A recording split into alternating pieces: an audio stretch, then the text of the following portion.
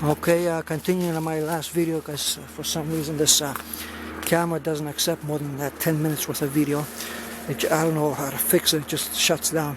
Okay, so like I was saying, these monks don't like to be bothered, okay, and if you're planning to take some advice from them, you'll have to speak with somebody that can speak with them, and they will approach you. They don't like to be looked at directly.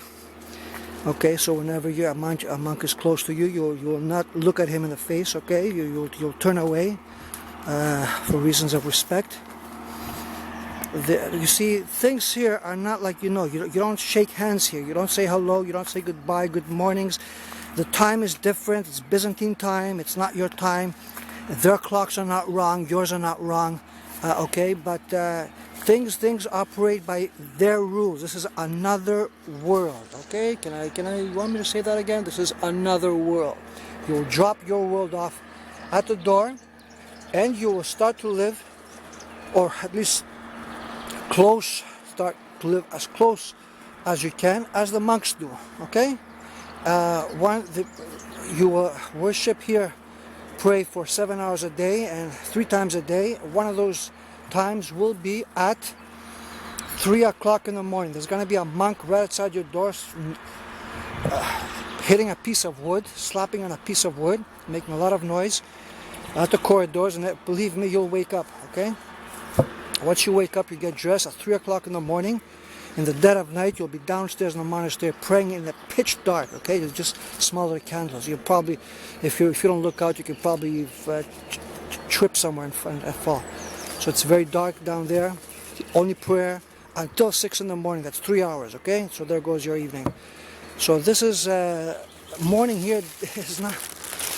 You see, days here don't change by 12 o'clock midnight. I don't know who figured that out. At 12 o'clock days change. Days change here when the light comes up. Okay, that's a new day. So when a new day comes in, the monks, you will be there at the monastery. After that, you'll have your breakfast. Very simple food here. Okay, don't expect gourmet dining or what you're used to, or McDonald's style food. You won't find it here. Okay. Simple stuff. Water only will be served. Okay, no soft drinks, no beer, maybe wine, unless it's Lent. Right now we're observing Lent for the Easter holiday, so it's even worse now. I mean, all you're eating is rice, and then that's it, boiled rice. And so I'm just, well, let's not get back over here. So, like I said, it's not for everybody. This is a very, very strict lifestyle here. You'll be living not like a monk, but as close as you can as a monk. Okay. Obviously, you won't be wearing these dark robes that they have, and there's reasons they have those. One of them is that for them, this world is gone. Okay. They have one foot in this world and one foot in the next, so they drop half of this world behind. Well, they still have their body, so that means they still have to exist, and they still have to eat. So what they do with their bodies and their mind is just dedicated to prayer, because they've left this world already behind. This is why they wear black. So black is the symbol of mourning and darkness. So for them, this world has gone, it's out. Okay, they've accepted another world, a world of prayer. So they're just waiting until their time comes, and that's it. They said, I did what I had to do, and now it's up to God's hands. So this is how they live. Of course, like I said, you won't be wearing a black robe. You'll have like me, like right now, sneakers on, my running shoes, and my I look more like a hipster over here than I do like a monk, anyways. Okay, but you have to respect their rules. Okay, this is not a city here. Okay, this is not your Cancun, whatever, Florida, Bahamas vacation. Okay, get that out of your mind. Food is not going to be what you want, and also if you miss your meal, then you'll have to wait for the next. There is no, excuse me, can I order out, and where's the next restaurant, and can I please have more food? You will be given none.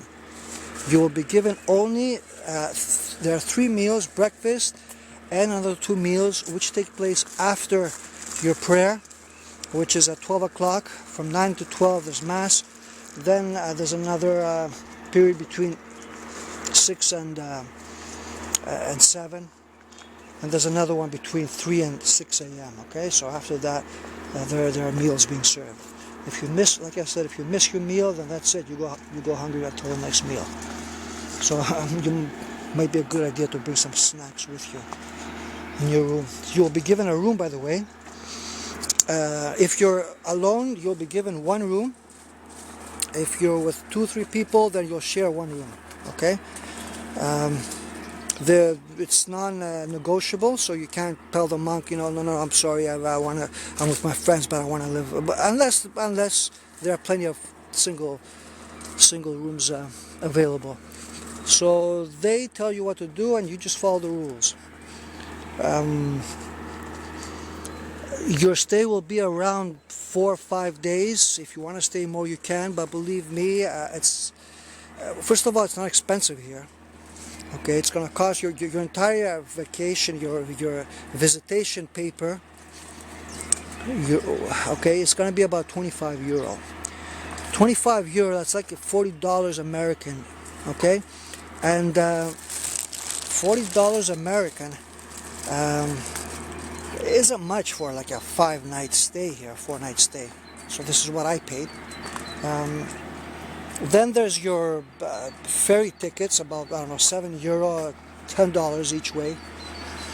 And your bus fare from Thessaloniki to get here is another like 10 euro, maybe $15.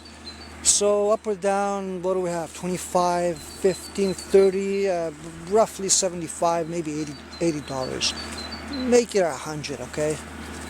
That's it. Everything else is just, souvenirs you decide to purchase from a small shop at the monastery, which is open only for about an hour anyways, so you have to rush there to get your stuff.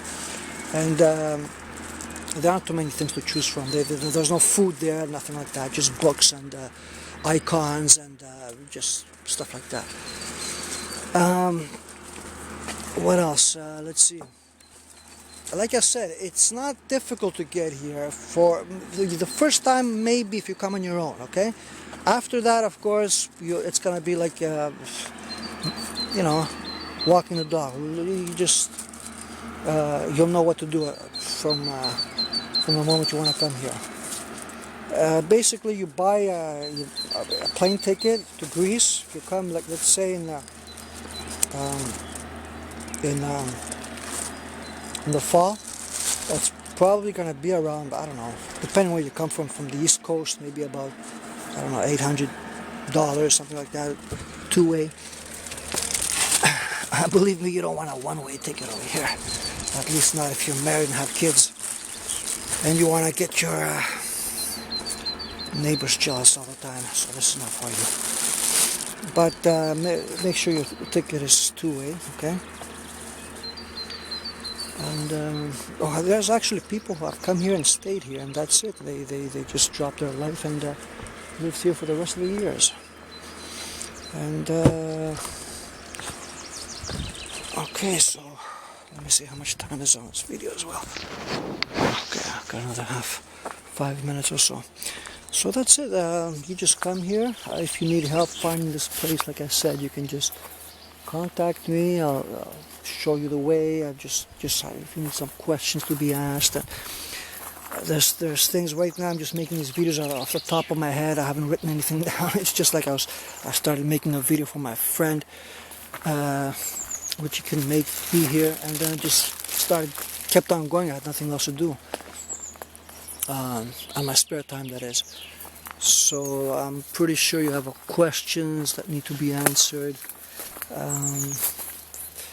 Of how is this place and what it's all about, and you don't have to be, by the way, Orthodox Christian to be in this place.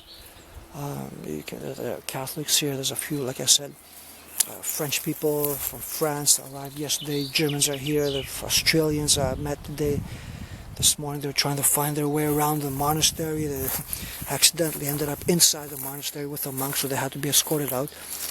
And I told them that, the monk told me to tell them that you have to be Orthodox Christian to be actually inside the actual monastery with the monks. But just in the around the premises corridors, of course, you can stay there and follow the service from there. So I don't know what else. Listen, if you can't make it and you need, like I said, if you need to for me to send some stuff for you back here, maybe some items from the monastery, just or something that's not very expensive, costs nothing from here at the mountain, maybe some flowers, some rocks, some, I don't know, whatever you want that would remind you of Mount Athos, the holy mountain, the holiest mountain in Europe, I would say, because it is one of Orthodoxy's last refuge, right here in this mountain. It's second most holiest place in Christian Orthodoxy, which is the oldest chapter of Christianity. And it hasn't changed ever since. It has been like this for 1,000 years. There's the monastery right down there. Okay. There's the monastery. There's a cliff right there, a major cliff.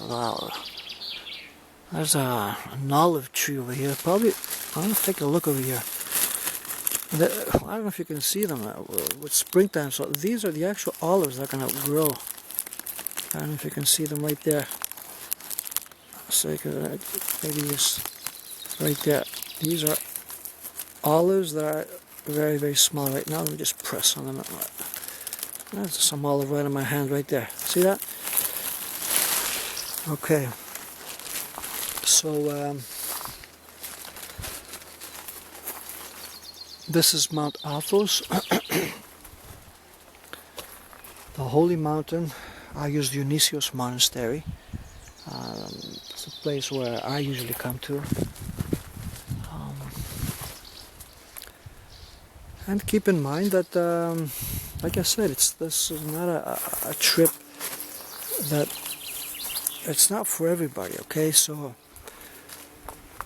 if you want a typical vacation,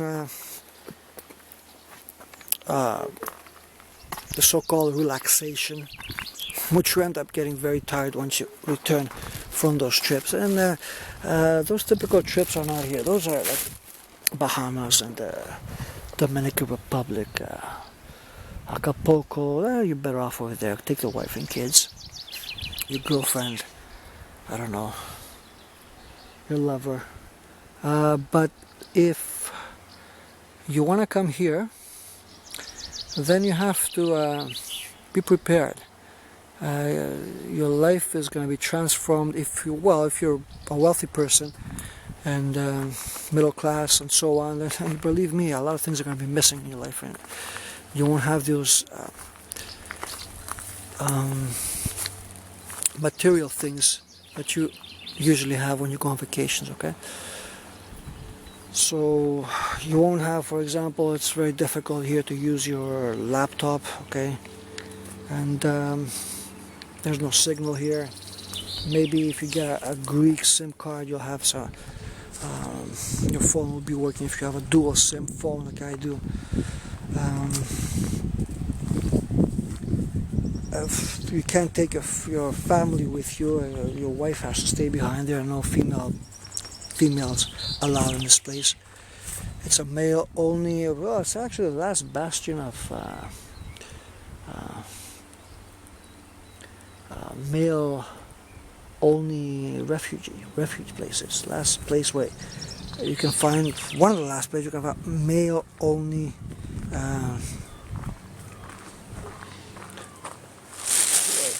places where you can just be only with males and not party along with females and do all sorts of things. Okay, so this is not a place to party, and it's not a place to go to the beach and play volleyball and I don't know what else you do with that. Okay, so I don't know what else I can. I'm just trying to make the video wind down here. So I'm just going back and forth to try and make the video wind down. Okay, there you go. It's my last video, and my battery was running out, so it's probably gonna stop any minute now. So I'm sitting right underneath an olive tree right here. Okay, the monastery is just down there. There's the Mediterranean Ocean down there. Obviously, there's a very peaceful place over here. A place where you can just unload your life, your problems, and that's it. You can just see that there are other ways to live than just the way you've been brought up and you're used to. Obviously, I'm not saying this is going to be your life from now on, but it will give you an idea that there are people living other ways than you've come to know. People who have problems, I don't know, going through difficult times with family, and people who are, struggling with school and drugs and I don't know what else, health issues, problems at work, and you come here, you will be rejuvenated. You will see that life is meant to be lived in another way. Unfortunately, we're caught in our own ways, in our own systems. We've developed ourselves. It's not easy to break away from that. You can't just drop your life and that's it, move here and become a monk. That's obviously not an option for me. But I don't know. I mean, it's nice to know that people live other ways than just a typical city life.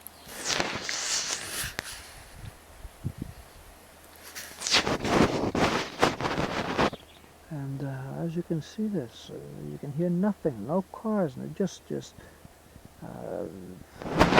birds, and that's it, just nature. That's all you hear over here. Oh, pretty close to the monastery, so I think this is a reservoir or something which feeds from the mountain water, and then there are I don't know, pipes over there that feed right into the monastery. I can probably hear the motor running, some kind of a machine over there, just a little bit. I don't know if you can hear it yourself.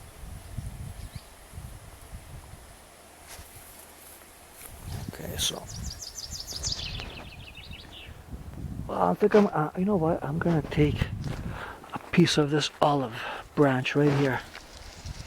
I used to say that olive branch is a symbol of peace. So I want to take a few and send them over to my friend in Canada. There's a few olive branches from an olive tree from the holy mountain of Mount Athos, northern Greece, which doesn't belong to Greece. It belongs to Constantinople, the patriarchy. So I'm going to add this to my collection. There's some olive branch. Take a few more. I don't think the monks will mind. Hold on a minute, I have to use my hand, so I gotta let go of the camera just a minute.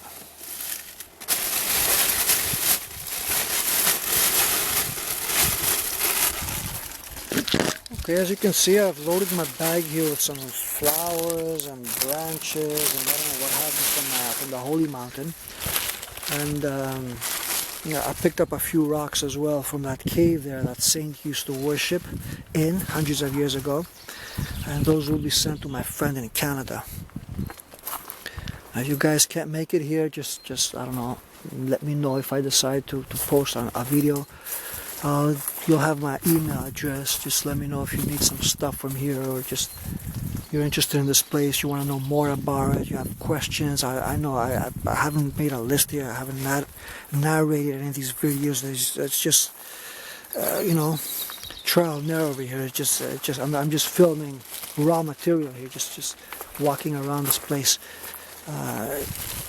just talking to you and filming. So I haven't rehearsed anything. I'm sure you have questions, and you are interested in